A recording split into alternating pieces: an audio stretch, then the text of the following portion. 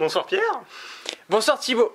Comment vas-tu bien depuis ta dernière série? Eh ben, je vais-tu bien depuis ma dernière série, ça fait pas longtemps. Enfin si, ça fait longtemps. Qu'on l'a enregistré, ça fait longtemps. Ouais. Comment je vais? Bah, très bien. Je suis fatigué. Normal. La fin des Comme cours, tout le tout ça. Voilà, c'est du compliqué. Et c'est notre dernière semaine de colle de notre vie. Oui. Et pour ceux qui savent pas, l'école, alors je ne sais pas quelle caméra regarder. Devant la régie. Ok, la régie ici. Pour savoir, l'école, c'est quelque chose de génial, puisqu'on fait des exercices au tableau et il y a le prof qui note derrière. Pour ceux qui ne sont pas en prépa ou ce genre de truc. C'est génial. Les autres, vous connaissez. C'est très fun. Le fun absolu. Bon, si je t'ai réuni ce soir, c'est quand même pas pour parler de colle. C'était pour parler d'un nouveau film. Enfin, un nouveau film. Un petit peu ancien maintenant, mais. Ça va. Mais son nom c'est Nouveau Héros. Oh mon dieu, c'est trop bien, ouais. À peine joué. Non, je joue pas, je vois pas ce que tu veux dire. Et en effet, il est nouveau parce que son titre, Les Nouveaux Héros, et son nom en anglais, les Big Hero 6. Voilà. Pourquoi Big Hero et en français Nouveau Héros? De bonnes questions. Je sais que c'est tiré d'un animé qui s'appelle Big Hero 6, je crois. Et du coup, c'est pour ça que. That's why. Okay. Pas d'un animé, d'un manga, pardon. D'accord. C'est tiré d'un manga qui s'appelle Big Hero 6 et en français, ils l'ont pas traduit comme ça. Ok, pas de problème. Ce film est bon, déjà. C'est un bon commentaire et il a été récompensé de l'Oscar du meilleur film d'animation de 2015. Donc il est, ouais. Donc comme quoi, c'est une bonne récompense, quoi. C'est pas mal. Tu disais que c'était un Disney. En effet, c'est un Marvel aussi parce que Marvel appartient à Disney. Pour ceux qui ne le savaient pas, Marvel appartient à Disney. Ça a été racheté en 2009-2010 à peu près. Fin 2009, début 2010. C'est pour ça Disney Infinite avec... Eh ouais. Oh, je me disais aussi, mais voilà, vache, ils ont dû payer masse boulasse quand même. Et c'est pour ça qu'on voit un renouveau de Marvel récemment. Depuis 2008, il y a Iron Man qui a été lancé. Et tous les nouveaux Marvel qui sont lancés, en fait, c'est Disney qui est derrière qui dit on va le faire de notre façon maintenant. Attends, Disney achète Marvel, Lucasfilm. Voilà. Ça va. Mickey, il se met bien. Ouais. Mickey, c'est énorme en fait l'entreprise Disney si jamais vous la regardez. Oh la vache. Ça a aussi quelques médias aux États-Unis et tout. Ça contrôle pas mal les médias. Ok, je pensais pas. C'est vraiment un truc énorme. Je pensais pas, mais c'est cool. Marvel appartient à Disney. D'où tous ces nouveaux héros. D'où les Disney Infinite. Et ce film, les Nouveaux Héros 6, est pile entre le croisement des deux. Il est l'humour et l'action d'un Marvel, tout en ayant les sentiments d'un Disney. Et c'est pour ça que ça marche bien. Je sais pas. Ouais.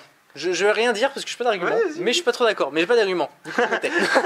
C'est un argument comme un autre. C'est un argument comme un autre. Non, j'aurais pas dit ça parce que je le trouvais quand même très Disney. J'ai pas vu une seule fois le côté Marvel, si ce n'est le côté super-héros, dans le film. Par contre, c'est vrai. Maintenant que tu le dis, c'est vrai que quand même, je vais pas spoiler le début du film, mais putain. Ouais, ça commence quand même sur les chapeaux de roue. Hein. Ouais, mais pour le coup, c'est plus la fibre Disney. Non, oh non. Avec la famille. Oh, je sais pas. T'as vu le voyage d'Arlo? T'as vu le voyage d'Arlo? Pas encore. Ouais, en fait, non, c'est Disney. En fait. Ouais, non, c'est Disney. Moi, je trouve qu'il y a pas grand chose de Marvel. De faire disparaître un membre de la famille, c'est Disney. Voilà, on va pas en dire trop pour vous laisser la surprise. Si vous voulez voir un truc très rigolo, regardez la vidéo de Link the Sun sur les Disney. Non, c'est sur les. Théories. Sur les théories, sur les Disney. Non, sur les Disney. Sur les Disney. En image. Et il fait une très jolie chanson sur les papas et les mamans dans Disney. C'est très rigolo. Vous allez voir, c'est très rigolo. En fait, les deux héros de notre histoire, donc Hiro et son frère, n'ont pas de parents. Donc, comme quoi, c'est bien Disney.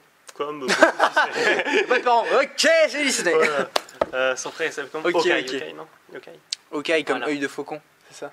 Non, Y, mais pas moi. Pour être sûr que ça soit un Marvel, il y a quand même la caméo de Stan Lee, qui est toujours là. Dans tous les Marvel, il y a toujours Stan Lee qui apparaît.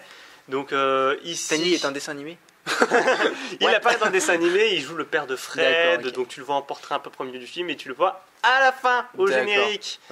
Voilà, parce que dans tous les Marvel, il faut rester jusqu'au bout. Il y a quelque chose après le générique. J'en ai marre de voir des gens qui font voir un film Marvel et qui se barrent au début du générique. Vous restez, bordel, vous appréciez le spectacle et vous appréciez la petite surprise qui est cachée spécialement pour vous après le générique. Il y a toujours un truc pour annoncer le truc suivant. Notamment dans Deadpool. Dans Deadpool. C'est une surprise, c'est... Le générique fait partie du film et ça c'est important. Voilà, c'est très important. Par exemple, dans Les Nouveaux Héros, ils font une blague à propos du slip de 4 jours, qui est repris de Malcolm. Ils avaient fait une blague, Malcolm avait fait déjà une blague, la série avant, sur tu portes ton slip à l'endroit. D'un côté, de l'autre côté, tu le retournes une fois et tu le rechanges. À l'envers. Toi-même, tu sais, mon gars. La grande technique du slip 4 jours, si jamais vous ne connaissez pas. Bon, c'est une technique employée par peu de personnes. C'est une technique de dernier recours, je dirais. Hein. Ça marche, mais pas tous les jours. Hein, parce que... Ça sent le vécu. Ouais, qu'en scout, tu vois, c'est là, c'est un peu situation chaud. Extraordinaire oblige. Ouais, c'est ça. Dans ce film, on a l'action qui se passe dans une ville. C'est pas San Francisco comme certains pourraient penser, c'est pas au Japon non plus, c'est un mélange des deux. C'est San Francisco. Putain, un nom imprononçable. San Francisco. San Francisco. Voilà un mélange des deux. Comment ils expliquent ça? C'est Scott Wanabe qui est le directeur artistique qui explique un peu. Où, grosso modo, San Francisco aurait eu un énorme tremblement de terre et que ça aurait été reconstruit via l'aide du Japon et au style très asiatique, très, très japonais. C'est vrai que San Francisco se trouve sur la zone sismique des États-Unis, sur la côte ouest, sur la faille de San Andreas, c'est ça. Ouest, c'est ça. Et très sismique. Et c'est extrêmement sismique et c'est. D'ailleurs, je sais pas si tu sais, mais c'est l'un des endroits au monde où il y a la menace du plus gros tremblement de terre. Si, ouais, j'avais entendu parler de ça une fois. Voilà, donc si jamais un jour ça pète, ça bien. Si jamais ça pète un jour, les dégâts. Ouh là là, les dégâts du bignou. Ça va faire mal. Donc ça nous fait vraiment une ville au décor impressionnant parce qu'on a un mélange, ça se voit vraiment dans le film. Ouais, est-ce que je veux dire, ça se voit dans les bâtiments, tout ça ou pas du tout? Ça se voit vraiment, t'as vraiment une tour typiquement San Francisco américaine et juste après t'as les toits en triangle. D'accord. Pardon. Ok. Asiatique, japonais. Ouais. Donc non, il y a vraiment ce mélange et ce choc, ce truc. Ou même, ne serait-ce que la première scène, t'es dans les bas quartiers, t'as la fille qui est habillée dans un style très très japonais, avec des baguettes dans les cheveux et tout. Donc non, c'est vraiment présent dans le film, ça se voit. Ok. Je te vois, je me rappelle plus très bien du film, mais... Ça sera l'occasion de le revoir. Oui. C'est un bon film, on vous le conseille, on en fait la description aujourd'hui, pour passer un bon moment pendant 1h30, vous allez passer un super bon moment. Je dirais mon avis à la fin. Voilà. Je vais attendre la fin. Oula. Attends, il y a quand même des bons éléments, il y a la bande son qui est faite par Fall Out Boy. À la fin, mon gars. Il y a la bande son qui... Voilà. Personnellement, après le film, j'ai dit je télécharge leur album, ça y est. Tu m'étonnes, Fall Out Boy, c'est tellement excellent. Et c'est un film qui nous est un petit peu cher parce qu'il prône carrément l'ingénierie. Quand même dans le film, c'est carrément le petit génie qui va dans l'équipe d'ingénieurs, chacun dans son domaine.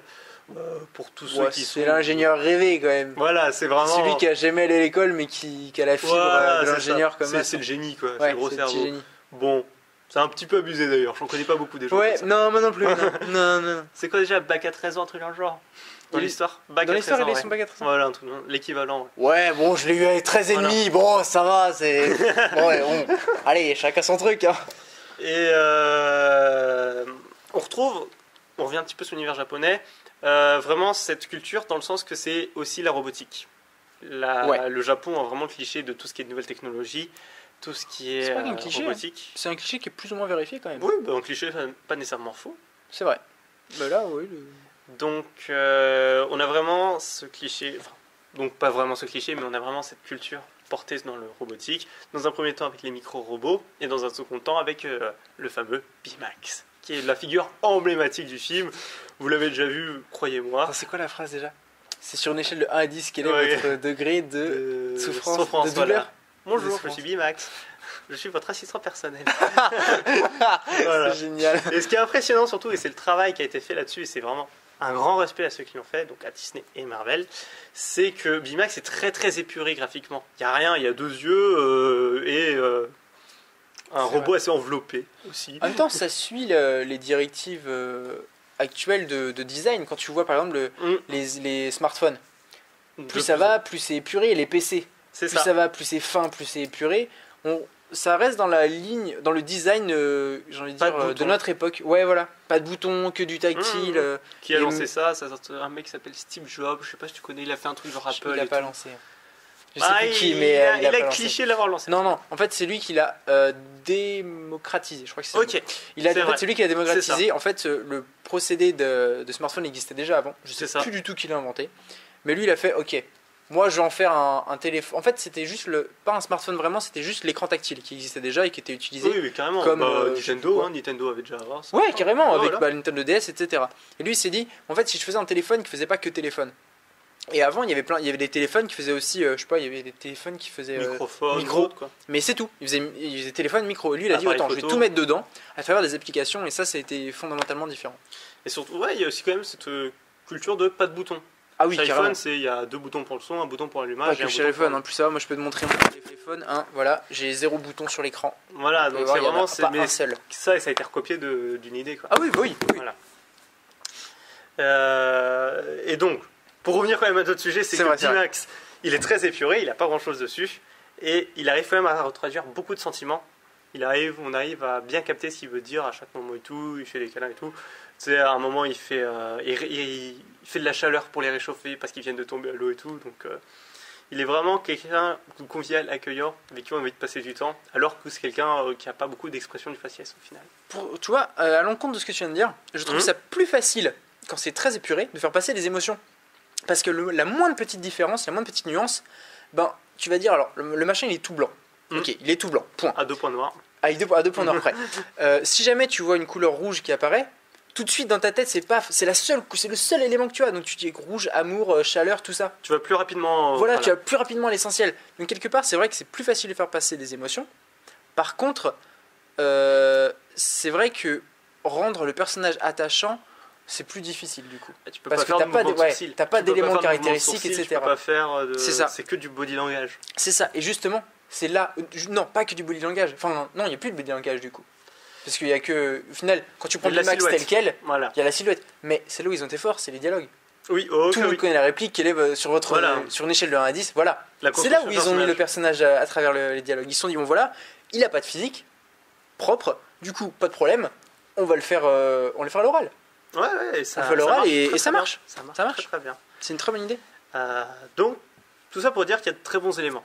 Très bonne construction du décor, bonne musique, bon jeu d'acteur, entre guillemets. Bon, c'est un film d'animation, donc le jeu d'acteur n'est pas si travaillé que ça. Mais au terme de tout ce qui est animation et robotique, c'est très très fort. C'est carrément fort. Vous allez passer un moment, vous allez voir pas des explosions, mais des scènes d'action, de l'aventure, le petit garçon et tout. Donc, ça peut identifier beaucoup d'enfants, tout en ayant beaucoup de divertissement avec toute l'équipe d'ingénieurs qui, eux, sont plus pour un public un peu plus averti. Quoi. Bah ouais, déjà, il y a une double lecture, comme tu dis. Une double lecture. Où pour les enfants, ils vont plus s'identifier au héros. Quelle caméra je dois regarder ? Vite, merci. Voilà. Et ils vont plus s'identifier au héros principal ou le petit garçon, et ceux qui sont plus grands vont s'identifier aux autres personnages. Mais je trouve que le film, comme tu dis, il s'inscrit vachement dans notre génération. Puisque les enfants qui ont, je sais pas, 12 ans actuellement, ils vont vachement s'intéresser à tout ce qui est électronique, etc. Parce qu'ils sont nés dedans, et un téléphone, à 4 ans, ils savaient déjà l'utiliser. C'est ça, de plus en plus. Tandis que si tu repars, allez, 40 ans en arrière, 1980. Ouais. Tu vois ? T'étais même pas né à cette époque. J'étais pas né, c'est vrai. 1980, c'était quoi ? C'était Jumanji, c'était... le Club des 5, etc. C'était que des trucs en phase avec l'époque. Ouais, mais comment dire ? Je veux dire en outdoor, mais c'est en anglais, du coup c'est pas bien. Il faut dire dehors, en extérieur. Ouais, c'était que des trucs en extérieur. Il y avait des cabanes dans les arbres, des trucs comme ça. Club des 5, et là, le Club des 5, tout ça, ça va ensemble. Ça reste que des aventures en extérieur où ils allaient dans des passages secrets, etc. etc. Et les Goonies aussi. Les Goonies. Un film très vieux mais très rigolo. Et tu remontes même au minicum pendant que tu y es. Ouais, le minicum c'était... On va éviter. Hein. On passera pas par les minicums. Mais c'est vrai que ça s'inscrit énormément, je trouve, dans notre génération. Et ce film, je pense qu'il va rester, au moins dans les mémoires, un petit bout de temps. Parce que je trouve que c'est le dessin animé qui représente le plus la génération d'enfants. C'est ça. Qui est en lien avec la date où il est sorti. Par rapport au film qu'on avait avant. Le cinéma est une très bonne image de ce que pensent les générations au moment X. Carrément. Donc tu vois des films de 1980, tu vois vraiment une image de ce que pensaient les gens en 1980. Ça, exactement. Et tu vois un film de 2015 et tu vois très bien un film en quoi ce que pensaient les gens en 2015. Donc en 2030, ce qu'ils verront. C'est pour ça que je pense qu'il va être... Il est vachement intéressant du point de vue historique. D'un point de vue cas d'école, il est intéressant. Il est vachement intéressant, je trouve.